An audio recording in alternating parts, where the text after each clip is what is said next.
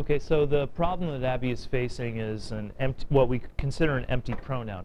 It's not an unclear pronoun, so we must distinguish between this and this. Can somebody explain what I would mean by an unclear pronoun reference? If I circle the word she and I say that's unclear. There are nouns in the sentence and it's unclear which noun is referring to. Very good, Chris. Multiple female nouns exist in the sentence. I don't know what she is replacing. I know that it's functioning as a pronoun, but I don't know what it's replacing. The empty pronoun problem is different, because the empty pronoun problem says that this pronoun does not actually replace anything. It has no content, which means it's a strange sort of figure of language that we commonly use. So Abby and everybody else, don't feel embarrassed about doing it. We speak in this way. However, when we're writing, we try to be as specific and as dense in our language as possible. It was not until the end of the play that Creon changed his mind dramatically. Can somebody revise that? To take away the it. Chris. Okay. Creon changed his mind dramatically until the end of the play, or at the end of the play. That works. It revises. However, I think it also removes some of the quality of Abby's original sentence. Abby's original sentence, it was not until the end of the play that Creon changed his mind dramatically, was written that way for a purpose. To say that change does happen, but change does not happen until the very end, when it's too late. Control D, please, Abby.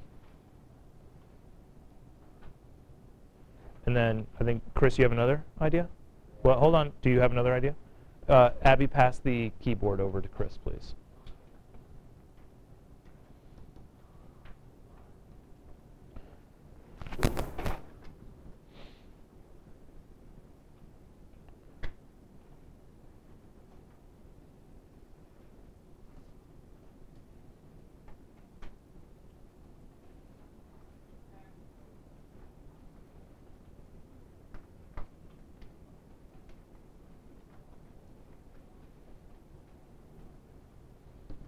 Bingo. Why is this better? Can somebody give me a grammar reason why that second sentence is stronger than the first? A grammar standard, why that second sentence is stronger than the first sentence. It doesn't have anything to do with the modifier. It's more central than that. Thank you, Tim. Creon's the subject of this sentence. What's the verb, Tim? Did change. Creon did change, and of course we have the not qualifier, as opposed to it was. It is empty. It has no content. Was is a weak verb. So we move with the same content from a weak sentence, an empty sentence, to a stronger sentence. So this is always a better way to write. And remember, this principle comes into play in a number of different places, using there as your subject, passive voice, whatever. You should always use the subject that's doing something and a verb that is active. Do we have, I like to stick together with the same sort of error. Anybody else have other examples of empty pronouns? Circles around it, pro reference, it's usually it. At the beginning of this, okay. Jordan, go ahead and type one, please.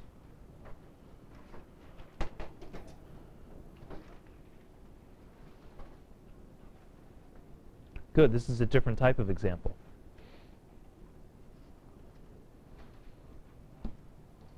She finds it harder to be angry with her mother. What's the empty pronoun? Speak. It.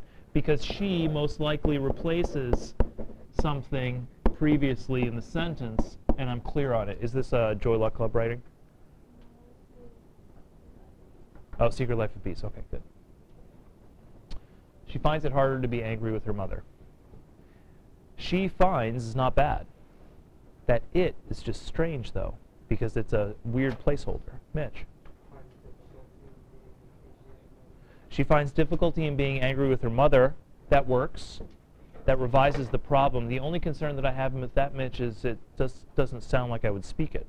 She finds it harder to be angry with her mother sounds natural, right? Sounds like I would speak that way. So what we're looking for is the best of both worlds.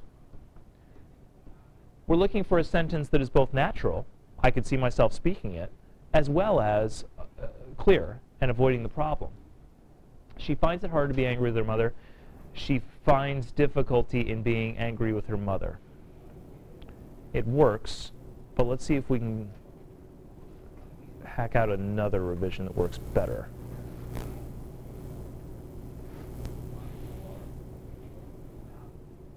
Anybody have an idea? Melissa? Or just hard? Yeah. I think that's a little bit different from Mitch's.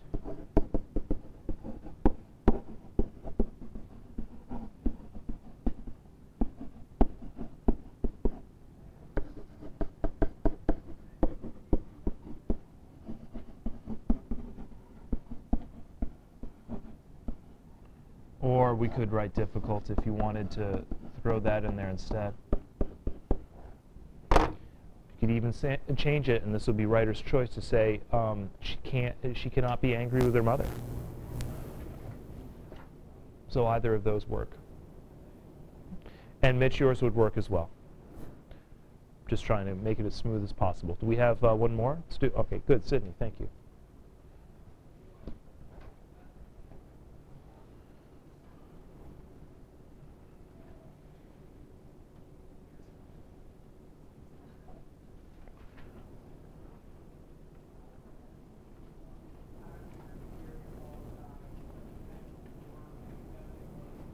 Good.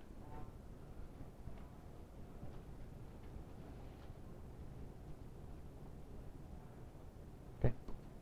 Oh, that's okay. Got it. No problem. When the soldiers were not in combat, it was a boring life compared to what John was used to doing back home. Right? Right. What do you think it is trying to replace? Pronouns replace, right? What is it trying to replace? Mitch? His life in combat. However, in order for a pronoun to replace a noun, that noun must be present. If I say she, and that equals Lily in Secret Life of Bees, in order for the word she to work, the word Lily must precede it. When you say it, do you see the phrase life in combat? No, I don't. So, Sydney, what you actually did was replace something that was implied but not actually present. Okay? So it makes sense. But let's be a little bit clearer than that. When the soldiers were not in combat, what do you want? I could say life was boring, that's true. However, Morgan, I'd keep a more active subject in there. Look at her first clause.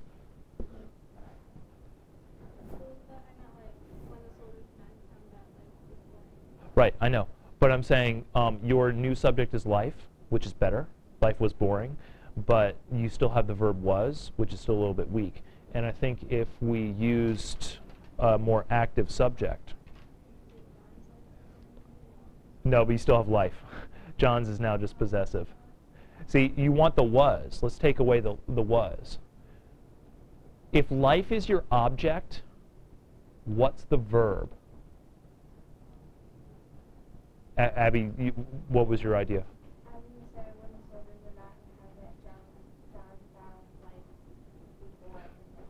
Okay, you could say John found life boring. However, there's a problem. No, I don't think there is a problem. Okay, compared to what he was used to back home, that's better. So, you see what I mean? Morgan, I like to have a person who's actually doing something. Why? Must I always do that? No. But Sydney set the tone in her first clause. Her first clause has soldiers as a subject. The second clause, I think, should also have a person as a subject to keep that activity. Tim?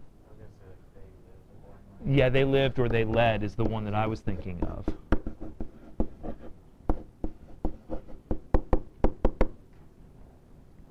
Any of those will work. Remember, it's the same old story.